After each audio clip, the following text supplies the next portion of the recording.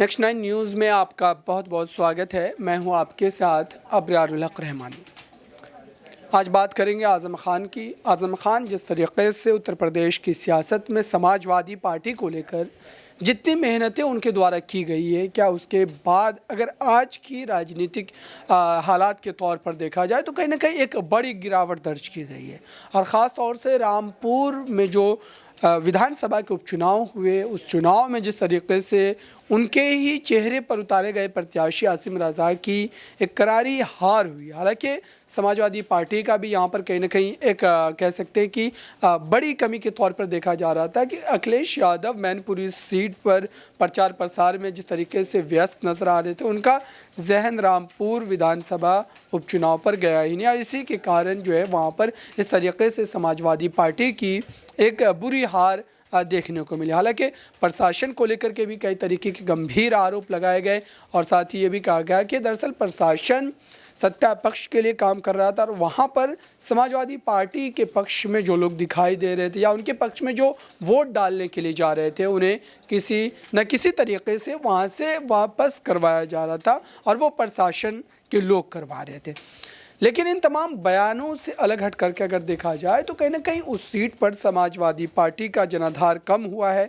आज़म खान की जो वो लोग प्रियता थी उसमें कमी दर्ज की गई है और इसका बड़ा एग्जाम्पल ये है कि रामपुर सीट पर जिस तरीके से लोकसभा चुनाव में समाजवादी पार्टी ने अपनी सीट को गंवाई और उसी के साथ देखा जाए तो आजमगढ़ सीट भी गंवाई, तो ये सारी चीज़ें बतला रही है कि उन जगहों पर कहीं ना कहीं समाजवादी पार्टी के जो तमाम वोटर्स हैं वो बीजेपी की तरफ शिफ्ट हुए हैं और इसी वजह से विधानसभा उपचुनाव में भी समाजवादी पार्टी को हार का सामना करना पड़ा।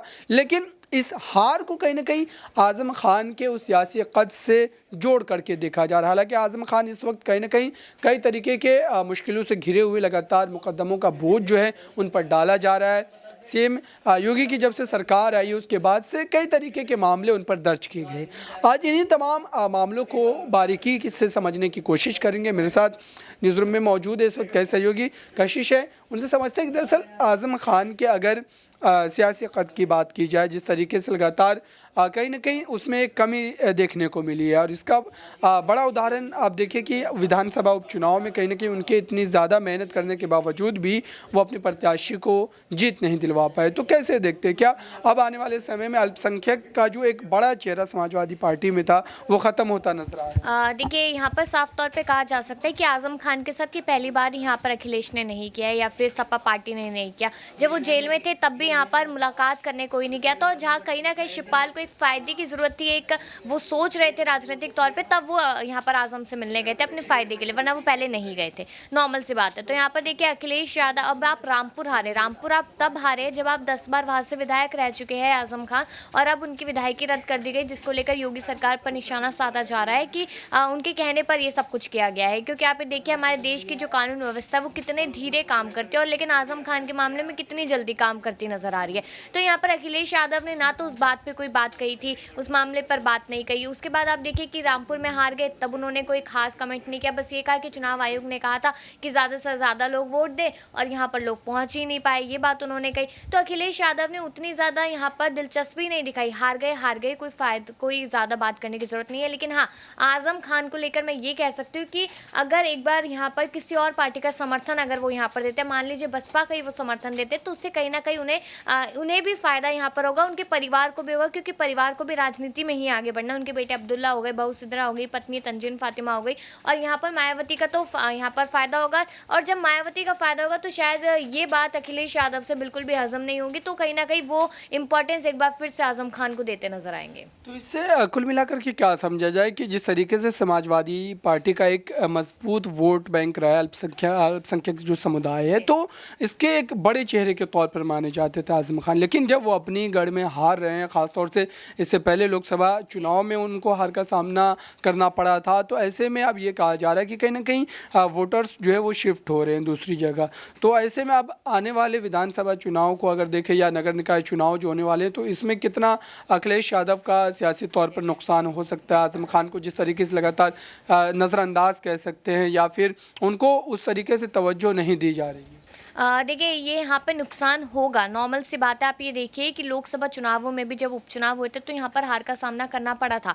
अब आप यहाँ देखिए आज़म खान को अगर वही इंपॉर्टेंस नहीं दी जाएगी तो वो जो पूरा का पूरा उनका एक गढ़ माना जाता है वो यहाँ पर नाराज़ होता नजर आएगा। वही गढ़ जिस गढ़ को लेकर यहाँ पर ये बात की गई कि उन्हें वोट डालने ही नहीं जाने दिया गया था, तो आप देख लीजिए कि अगर ये बात सच्ची है तो यहाँ पर नुकसान हुआ। और अभी यहाँ पर नाराजगी एमवाई फैक्टर की हमेशा बात की जाती है। एमवाई फैक्टर ने आपको आजमगढ़ में भी हराया था और यहाँ पर देखा गया रामपुर में भी हराया था, तो आप ये नहीं कह सकते कि एमवाई फैक्टर हमें हर बार जिताता रहेगा। 2024 के चुनाव बहुत ज़्यादा अहम है। एक तरफ आप प्रधानमंत्री बनने तक के सपने देख रहे हैं और आप अपने पार्टी के लोगों को ही इतनी इंपॉर्टेंस नहीं दे रहे। शिवपाल से फायदा हुआ तो शिवपाल को रखेंगे, यहाँ पर पार्टी के साथ विलय कर लिया, लेकिन आजम से उन्हें फायदा नहीं दिख रहा है क्योंकि आजम की विधायकी रद्द हो गई। कभी भी गिरफ्तारी आने वाले समय में हो भी सकती है और भी मुकदमे उन पर लग सकते हैं। तो अखिलेश ने देख लिया कि वो डूबती नैया और डूबती नैया में यहाँ पर पानी में हाथ देना कहीं ना कहीं गलत बात होगी और इससे अखिलेश को भी नुकसान होता नजर आएगा।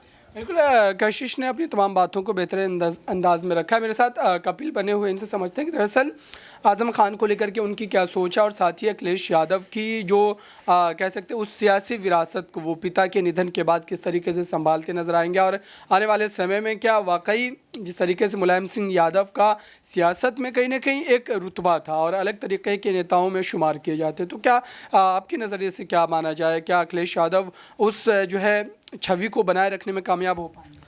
बिल्कुल, मुझे लगता है कि अखिलेश यादव जो है उस छवि को बनाए रखने में कामयाब हो पाएंगे, क्योंकि जिस तरह से हमने देखा कि पिछले चुनाव में जो विधानसभा चुनाव थे, हालांकि सरकार बनाने में वो बेशक जो है वो सफल नहीं रहे हों, लेकिन जिस तरह से पार्टी का प्रदर्शन रहा और कहीं ना कहीं जो है उम्मीद जताई जा रही थी कि बहुत ही जल्द वो मुख्यमंत्री बन सकते हैं, लेकिन हार हुई। लेकिन उन्होंने जो कॉम्पिटिशन दिया वो सिर्फ भाजपा को, समाजवादी पार्टी की तरफ से अखिलेश यादव ही एक जो कड़ा कॉम्पिटिशन है वो देते हुए नजर आए थे। तो मुझे लगता है कि आने वाले वक्त में हमें ऐसी कई क्लोज फाइट चुनाव में देखने को मिलेंगी और वो डेफिनेटली अपना जो कद है, जो नेताजी का बड़ा कद था, वहां तक पहुंचने में कामयाब हो पाएंगे। नगर निकाय चुनाव में समाजवादी पार्टी को क्या जीत मिल सकती है, क्योंकि मैनपुरी सीट पर जिस तरीके से लगभग 2 लाख से ज़्यादा वोटों के अंतर से डिम्पल यादव को जीत मिली, तो क्या जनता एक मैसेज देना चाह रही है और क्या वाकई यही जीत जो है नगर निकाय चुनाव में भी देखने को मिल सकती है, समाजवादी पार्टी के पक्ष में रहेगा?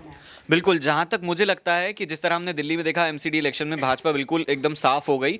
हालांकि उनके पास सीटें अच्छी खासी थी, लेकिन जो अपना क्या कहते हैं, जो इलेक्शन में उतनी सीटें लेकर नहीं आए जिसकी वजह से वो अपना दिल्ली में सब कुछ देख रेख कर सके। तो उसी तरह जो है हमें यूपी में देखने को मिल सकता है कि भाजपा को बहुत क्लोज कॉन्टेस्ट और यानी कि कड़ी टक्कर देते हुए समाजवादी पार्टी नजर आएगी। और जहां तक मेरी उम्मीद है, मेरा दावा है कि समाजवादी पार्टी कहीं ना कहीं हम ये मान सकते हैं कि उस मुहाने पर आकर खड़ी हो गई कि यहाँ से वो अपना मतलब इस तरह के उनके पास कैंडिडेट्स हैं कि वो चुनाव जीत भी सकती है, जो अभी फिलहाल नजर आ रहा है। क्योंकि अखिलेश यादव के पास कई तमाम जो है वो बड़े नेता हैं। शिवपाल सिंह यादव जो है वो वापस आ चुके हैं इस पार्टी में, तो सब कुछ इस समय जो है वो अखिलेश यादव के साथ है। और नेताजी की कहीं ना कहीं अभी हमने देखा कि नेताजी हमारे साथ नहीं रहे, तो उनकी जो सहानुभूति है जो मैनपुरी उपचुनाव में भी हमें देखने को मिली, तो आने वाले वक्त में भी जो है वो वोटों में तब्दील होती हुई नजर आएगी ज़रूर।